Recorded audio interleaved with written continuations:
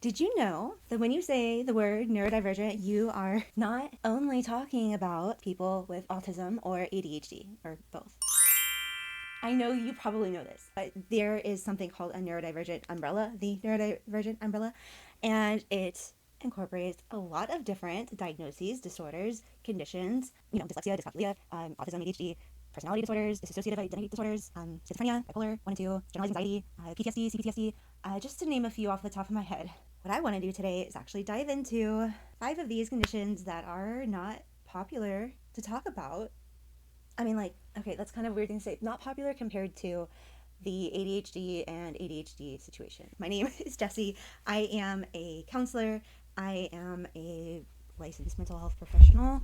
And I have my handy dandy DSM, which I have, mixed feelings about a little bit.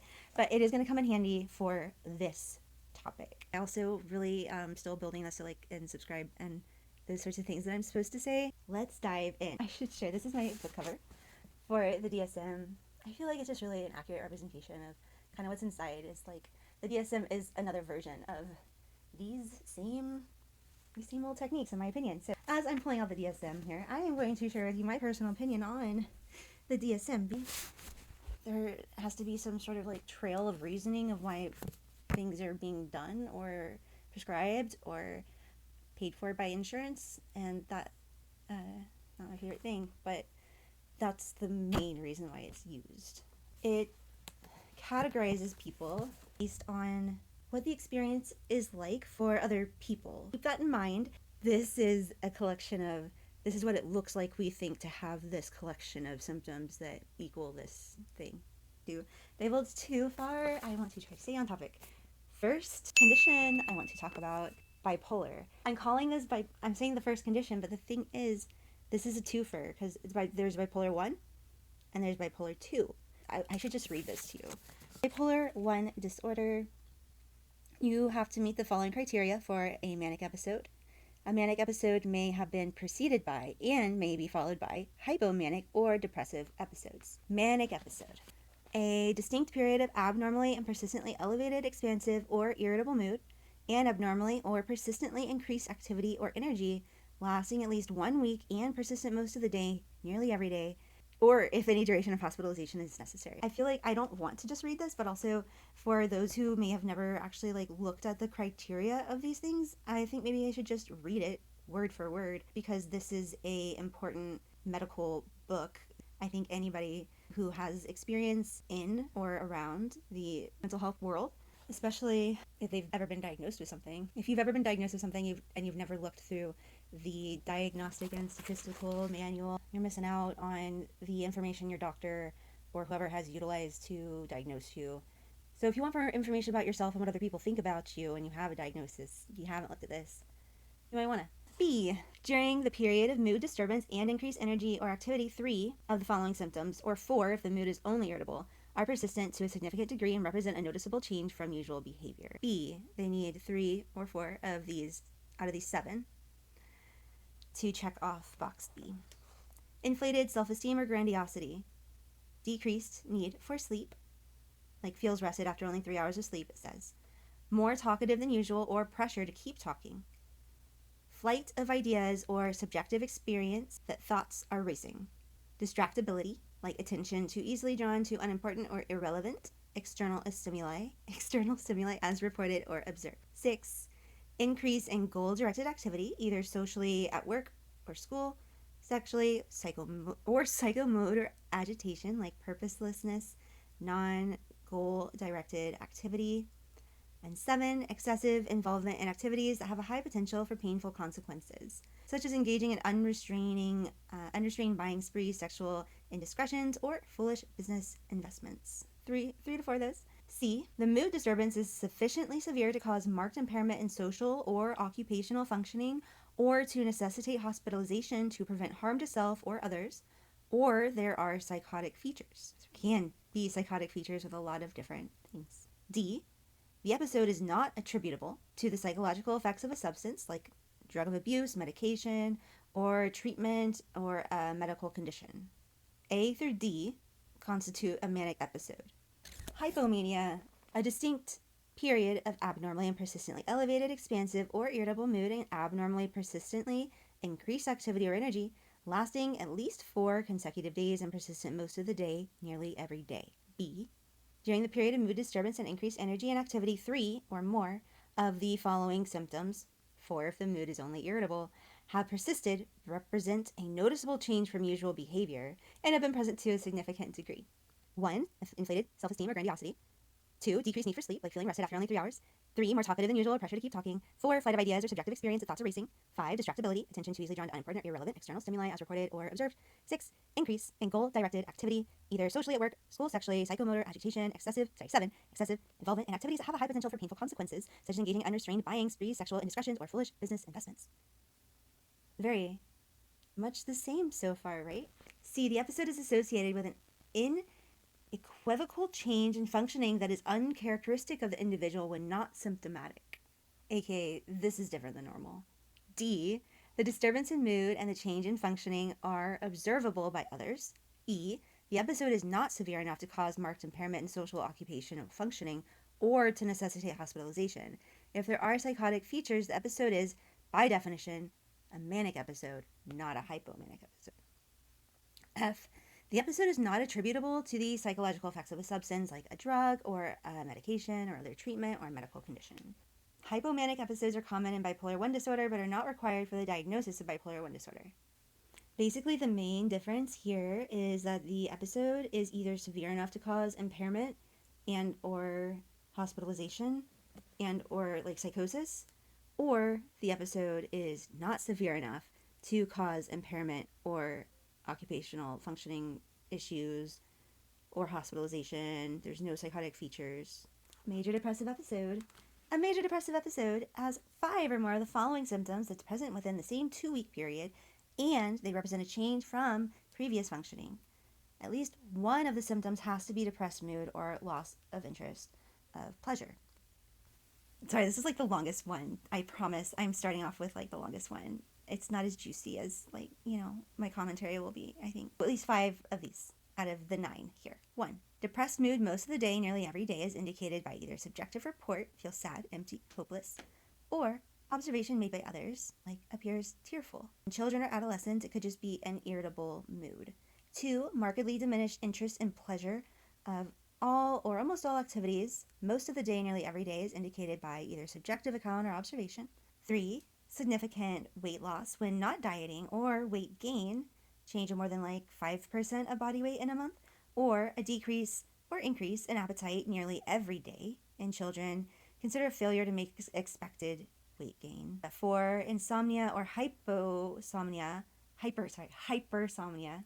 nearly every day. Not sleeping or sleeping too much. 5. Psychomotor agitation or retardation nearly every day, which is observable by others. 6. Fatigue or loss of energy nearly every day. 7. Feelings of worthlessness or excessive or inappropriate guilt, which may be delusional, nearly every day, but not merely self-reproach or guilt about like being sick. 8. Diminished ability to think or concentrate or indecisiveness nearly every day. 9. Recurrent thoughts of death, not just fear of dying. Recurrent suicidal ideation without specific plan, a suicide attempt, or specific plan for committing. So, at least 5 of those. B. Symptoms cause clinically significant distress or impairment in social, occupational, or other important areas of functioning. That's the key to all of these diagnoses. If it's not causing significant distress or impairment in social, occupational, or other important areas of functioning, then by definition it's not a disorder. C. The episode is not attributable to the psychological effects of a substance or other medication. Bipolar 1 disorder. Here we go. A. Criteria have been met for at least one manic episode. And B. At least one manic episode is not better explained by schizoaffective disorder, not superimposed on schizophrenia, schizophreniform disorder, delusional disorder, other specified or unspecified schizophrenia spectrum, or other psychotic disorder. There's more information all within here, but basically what I want to highlight here is that there are different kinds, like with anxious distress, mixed features, rapid cycling, melancholic features, atypical features, mood congruent psychotic features, mood incongruent psychotic features, catatonia, peripartum onset, or a seasonal pattern. Bipolar 2 disorder criteria. Criteria have been met for at least one hypomanic episode and at least one major depressive episode. There's never been a manic episode. C. At least one hypomanic episode and at least one major depressive episode are not better explained by the same list I said earlier. D, the symptoms of depression or the unpredictability caused by frequent alternation between periods of depression and hypomania causes clinically significant distress or impairment in social, occupational, or other important areas of functioning. That's bipolar 1 and 2. And there's a lot of variety, and every person's different. Everybody's got like a different way they explain things too. 2, schizophrenia. Okay, A, 2 or more of the following, each present for a significant portion of time during a 1-month period, and at least one of them must be delusions, hallucinations, disorganized speech, which is like frequent derailment or incoherence. Also could be grossly disorganized or catatonic behavior, or negative symptoms like diminished emotional expression or avolition. B, for a significant portion of time since the onset of disturbance, level of functioning in one or more areas such as work, interpersonal relations, self-care is markedly below the level achieved prior to the onset, or when the onset is in childhood or adolescence, there is a failure to achieve expected level of interpersonal, academic, or occupational functioning. C, continuous signs of the disturbance persist for at least 6 months. This 6-month period must include at least 1 month of symptoms, or less, if specifically treated, that meet criterion A, like active phase symptoms, like odd beliefs, unusual perceptions, or experiences. D, schizoaffective disorder or depressive or bipolar disorder with psychotic features have been ruled out because no major depressive or manic episodes have ever occurred. The disturbance is not attributable to the psychological effects of a substance. If there is a history of autism spectrum disorder or a communication disorder of childhood onset, the additional diagnosis of schizophrenia is made only if prominent delusions or hallucinations, in addition to other required symptoms of schizophrenia, are also present for at least 1 month, or less if specifically treated. The characteristic symptoms of schizophrenia involve a range of cognitive, behavioral, and emotional dysfunction. It mentions here in the diagnostic features that the disorder involves a recognition of a constellation of signs and symptoms associated with impaired occupational or social functioning. Individuals with the disorder will vary substantially on most features, as schizophrenia is a heterogeneous clinical syndrome. That's such a fancy wording, isn't it? So there's no current radiological laboratory or psychometric test for the disorder. Schizoaffective disorder is definitely also under the neurodivergent umbrella. But we're going to not, you know what, the thing is, it's basically, it's so similar. Schizophrenia plus a depressive episode or a manic episode. Adding in schizoaffective disorder. Dissociative identity disorder is the next one we will talk about. This one we call DID. It's come into the spotlight in interesting ways because of social media and things, and it's definitely one of those more stigmatized diagnoses. This used to be called multiple personality disorder, no longer called that. Dissociative identity disorder fits it better for a lot of different reasons. Okay, let's do the dissociative identity disorder diagnostic criteria. A, disruption of identity characterized by 2 or more distinct personality states, which may be described in some cultures as an experience of possession. The disruption in identity involves marked discontinuity in sense of self and sense of agency, accompanied by related alterations in affect, behavior, consciousness, memory, perception, cognition, and or sensory motor functioning. These signs and symptoms may be observed by others or reported by the individual. B, recurrent gaps in the recall of everyday events, important personal information, or traumatic events that are inconsistent with ordinary forgetting. C, the symptoms cause clinically significant distress or impairment in social, occupational, or other important areas of functioning. D, the disturbance is not a normal part of broadly accepted cultural or religious practice. In children, symptoms are not better explained by imaginary playmates or fantasy play. E, the symptoms are not attributable to the psychological effects of a substance like blackouts or chaotic behavior during alcohol intoxication or other medical conditions. Individuals with dissociative identity disorder typically present with comorbid depression, anxiety, substance use, abuse, self-injury, or other common symptoms. It can manifest at any age from early childhood to late life. I have a lot to say about this one because I think it became a very pop culture-y thing for a moment, and because of that, people know more about it than they used to. Okay, no, you're not imagining anything. I have different hair than just a moment ago. Because it's a different day. I ran out of time. We finished with dissociative identity disorder. Okay, I don't even need to say that because the video will just fucking jump right in. It's kind of number 5 because I added schizoaffective in earlier. Borderline personality disorder. Did you know that a lot of people have a lot of feelings about this one? BPD is very stigmatized. So, borderline personality disorder is generally thought to happen because of a trauma with a caregiver during formative years. That's essentially what a lot of the research is saying. I don't think it's necessarily always the case. I don't understand what other people are thinking when they're stigmatizing this disorder, because it's a obvious reaction to something that happened in the past, and it makes so much sense to me.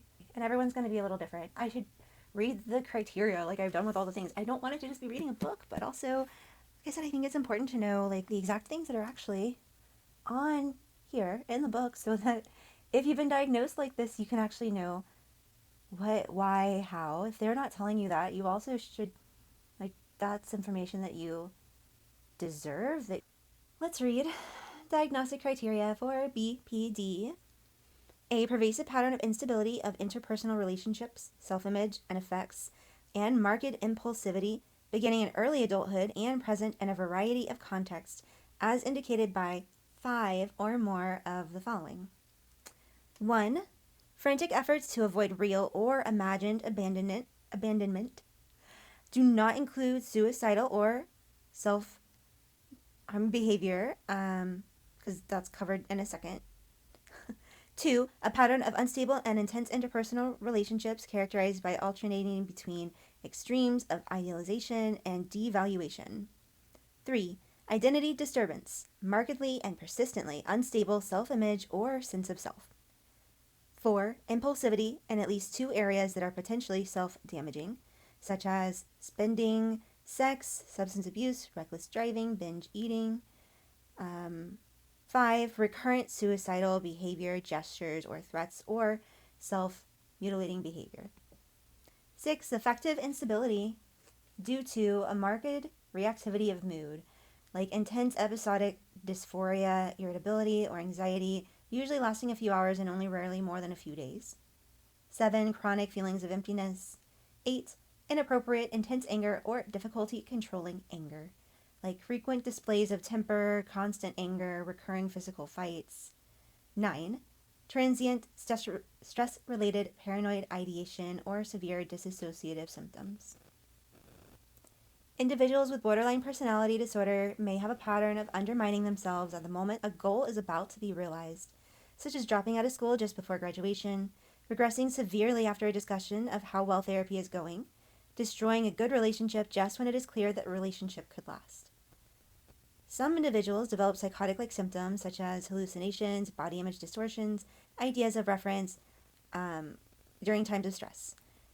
Individuals with this disorder may feel more secure with transitional objects like a pet or an inanimate possession than interpersonal relationships. I know all of this information in here is super studied and known to be technically accurate, and there is such a variety of lived experiences that it can feel not relatable sometimes to some people, and a lot of this is subjective. Borderline personality disorder has been found to be associated with high rates of various forms of reported childhood abuse and emotional neglect. However, reported rates of abuse are higher in inpatients than outpatients with this disorder, suggesting that a history of abuse is as much a risk factor for severity of borderline psychopathology as it is for the disorder itself. It's my personal opinion that if you are wanting to be a mental health professional, that you need to be a little prepared for people to have emotional reactions to things and to become emotional and or have flashbacks and stuff when things are intense, when someone's emotionally flooded, when there's trauma history. We just need to be patient sometimes.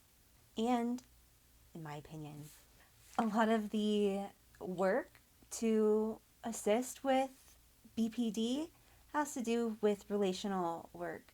So having a good relationship is a really healing part. A trusting relationship with another human. That's going to be really hard to do. So, unfortunately, a lot of times wounds are reopened or people second guess themselves and self sabotage. But it makes sense why that would happen. And it's already hard enough as adults to make friends. So, imagine having so much like emotional reactivity towards trying to find people, you know?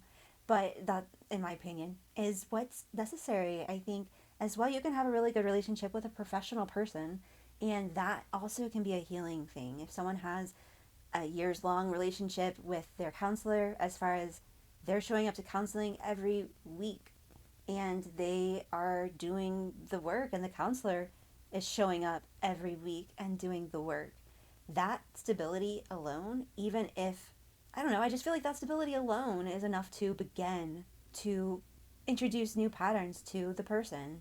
In my opinion, that's what a lot of quote unquote healing is about adding more information to our system that is positive and helpful information, as opposed to the past scary, harmful, anxiety ridden information.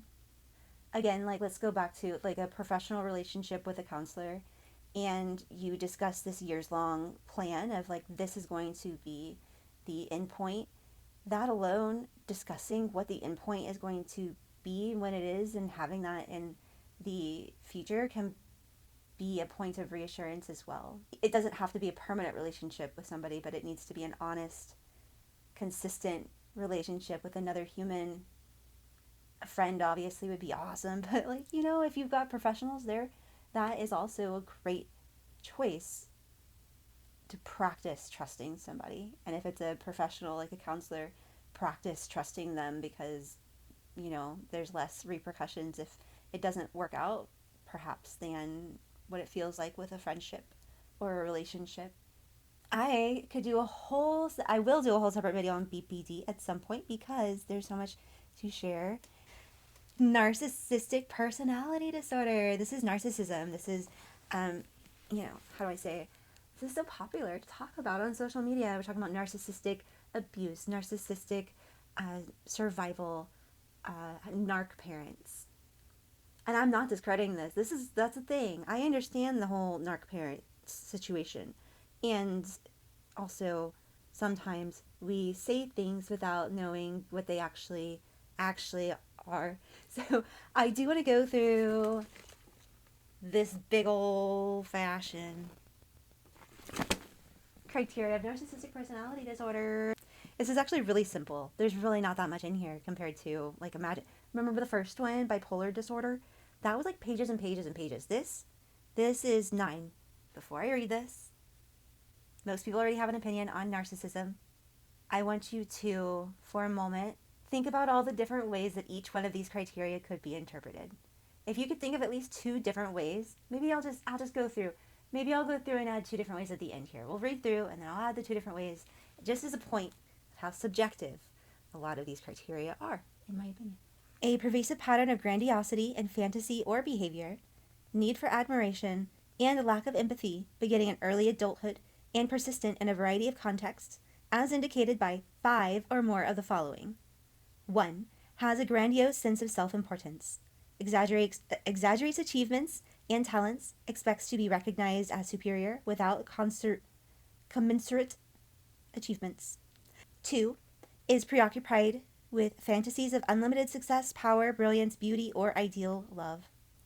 3. Believes that he or she is special and unique and can only be understood by or should associate with other special or high-status people or institutions. 4. Requires excessive admiration. 5. Has a sense of entitlement, such as unreasonable expectations of especially this is hard talkings, you know? Such as unreasonable expectations of especially favorable treatment or automatic compliance with his or her expectations. 6. Is intrapersonally exploitative, takes advantage of others to achieve his or her own ends. 7. lacks empathy, is unwilling to recognize or identify with the feelings or needs of others. 8, is often envious of others or believes that others are envious of him or her. 9, shows arrogant, haughty behaviors or attitudes. Or is it haughty? I don't know. That's it. We just need to have 5 or more of these to have that diagnosis. Individuals with narcissistic personality disorder can be competent and high functioning with professional and social success, while others have various levels of functioning impairment. Professional capability combined with self-control, stoicism, and interpersonal distancing with minimal self-disclosure can support sustained life engagement and even enable marriage and social affiliations. Sometimes ambition and temporary confidence lead to high achievements, but performance can be disrupted because of fluctuating self-confidence and intolerance of criticism or defeat. Not super helpful, DSM.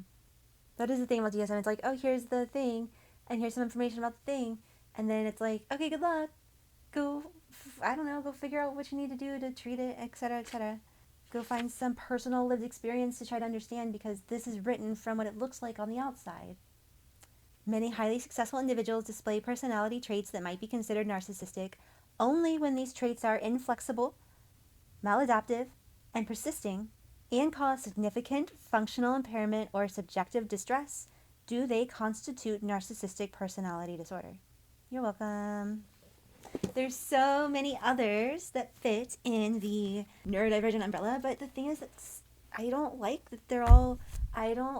that we have to categorize people in such a way because we don't fit neatly into a category. I've never fit neatly into a single category, so I've got a few different categories in here myself. And I mean, is that not a sign of society that so many of us have multiples in here? I think so. Personally, I believe so. It is my opinion. Okay, thank you for hanging out with me. I know it was really long and kind of dry, a little bit dry. I apologize. I will be making more juicy videos about BPD and that sort of thing in the future. What else do you want to hear about? What's your experience with these as a clinician, as a person diagnosed with one of these? Please, if you're open to it, I would love to hear.